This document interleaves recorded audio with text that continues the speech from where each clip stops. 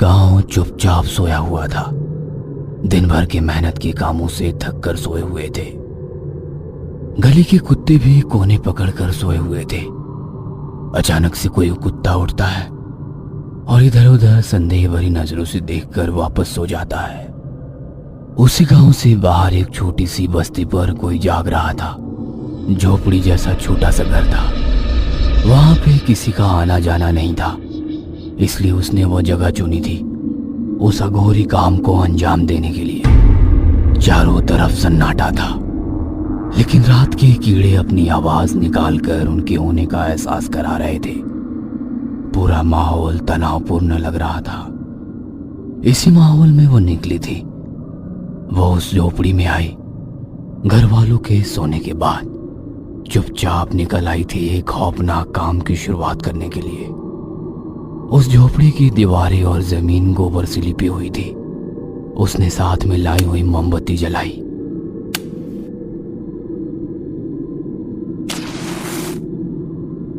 उस मोमबत्ती के उजाले में उसका भोला भाला चेहरा डरावना लग रहा था, लेकिन उस झोपड़ी में जो था वो उससे भी डरावना था।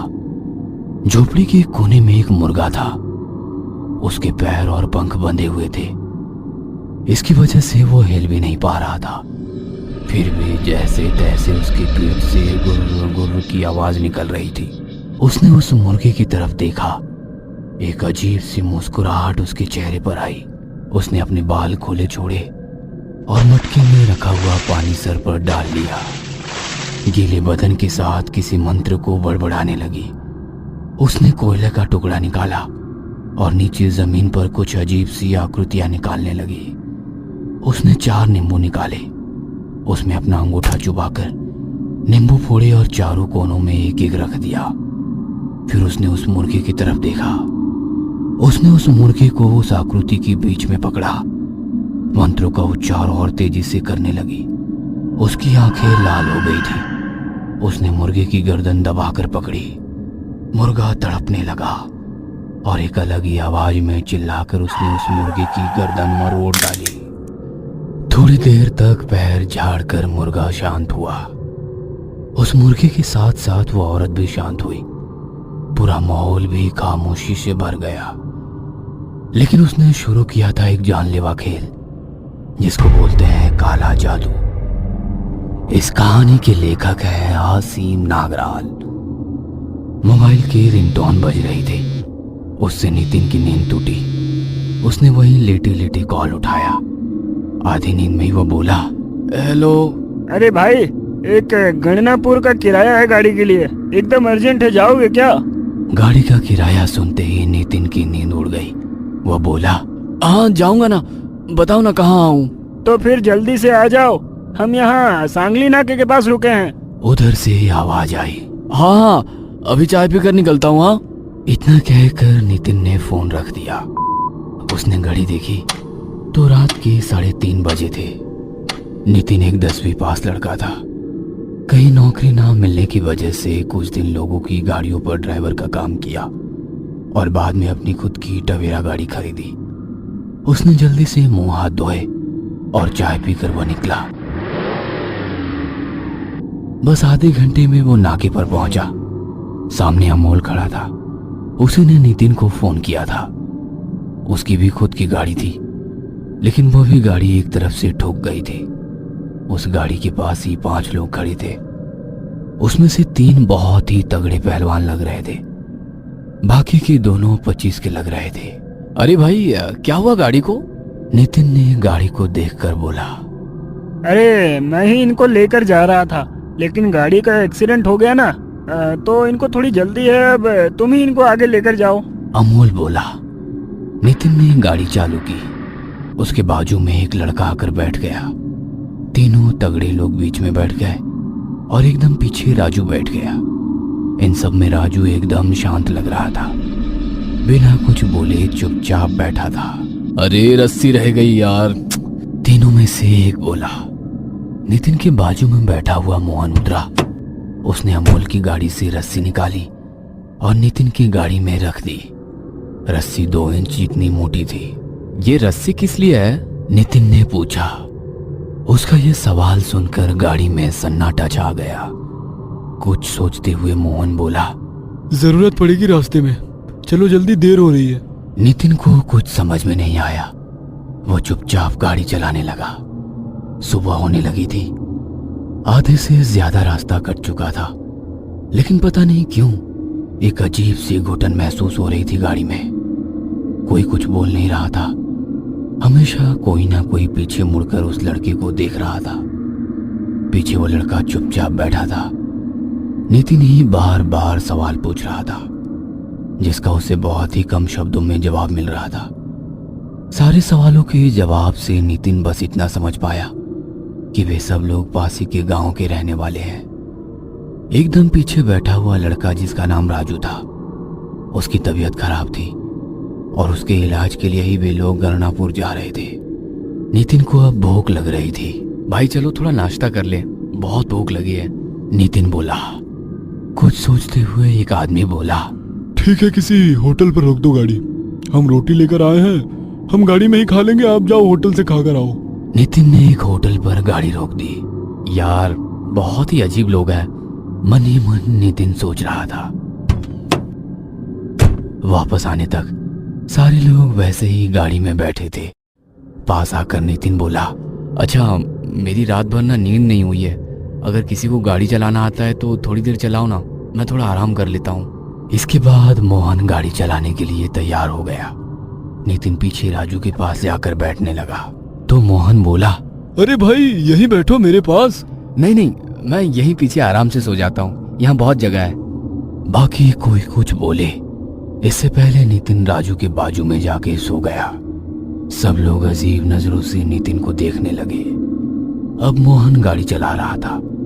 नितिन राजू के कंधे पर सर रखकर सो गया था।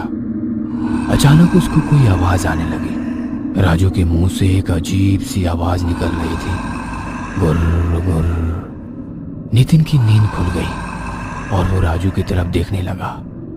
अचानक राजू ने नितिन की ओर देखा। उसके ऐसे अचानक देखने से नितिन सिहर गया। तभी राजू की आंखों की काली पुतलियां ऊपर की तरफ घूम गए और उसकी आंखें पूरी तरह सफेद दिखने लगी। किसी मुर्गे की बांग की तरह वो चिल्लाया, कुकड़ों को। अपनी सफेद आंखें बड़ी करके वो चिल्लाने लगा, मुर्गा हूं मैं, मुर्गा, कटा हुआ मुर्गा।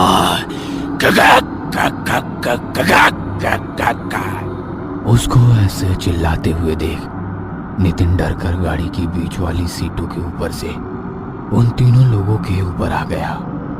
लेकिन उन तीनों लोगों को राजू के ऐसे व्यवहार की शायद आदत हो गई थी। गाड़ी को रोक, गाड़ी को रोक। उसमें से एक बोला, रस्सी लाओ। और कोई बोला। मोहन ने रास्ते के किनारे गाड़ी रोकी। वो तीनों लोग उतरे और रस्सी से राजू को बांधने लगे। शरीर से राजू दुबला पतला था, लेकिन पता नहीं कैसे उसके अंदर बहुत ताकत आ गई थी। पहलवान लोगों पर भी वो भारी पड़ रहा था। उसका चिल्लाना जारी था, मुर्गा हूं मैं, मुर्गा, कटा हुआ मुर्गा। तीनों ने मिलकर उसको रस्सी से बांध दिया और उसके मुंह में कपड़ा ठूस दिया। वापस सब गाड़ी में बैठ गए। मोहन जल्दी चलो। बैठते हुए वे बोले।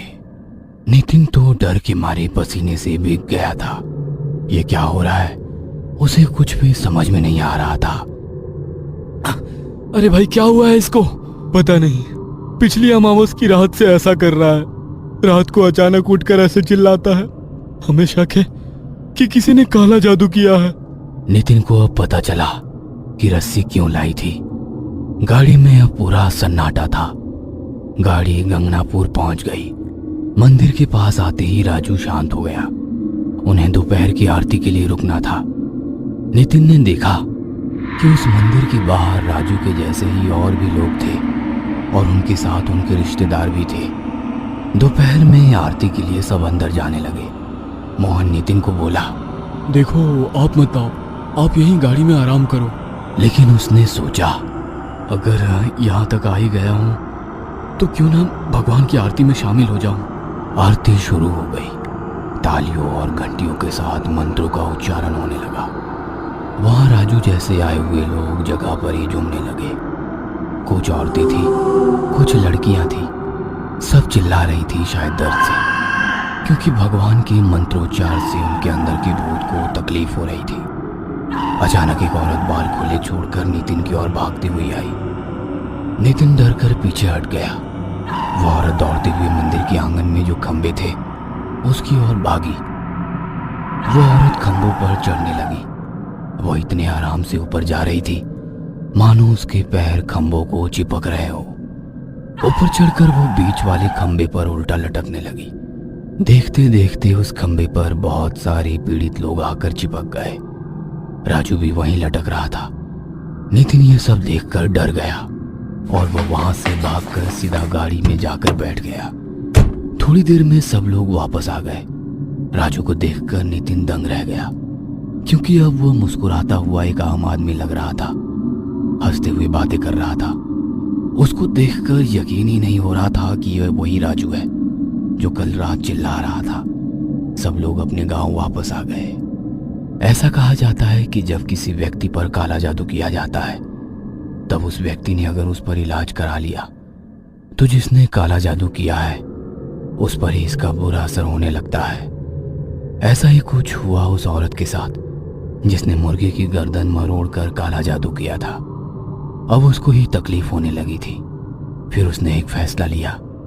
उसने और एक भयानक काला जादू किया, लेकिन इस बार राजू के साथ उसकी भी मौत निश्चित थी। कुछ दिनों बाद नितिन को मोहन दिखा। कुछ काम के लिए उसके गांव आया था। अरे भाई, कैसे हैं अभी राजू सेठ? नितिन ने पूछा। उसके इस सवाल से मोहन का चेहरा उतर गया। राजू तो गया।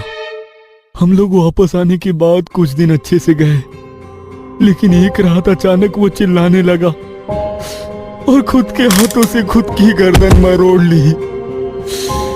उसकी बुआ ने ही काला जादू किया था।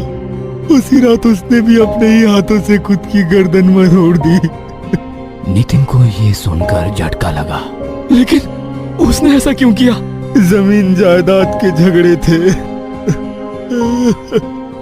नितिन वहीं बैठकर सोच में गिर गया।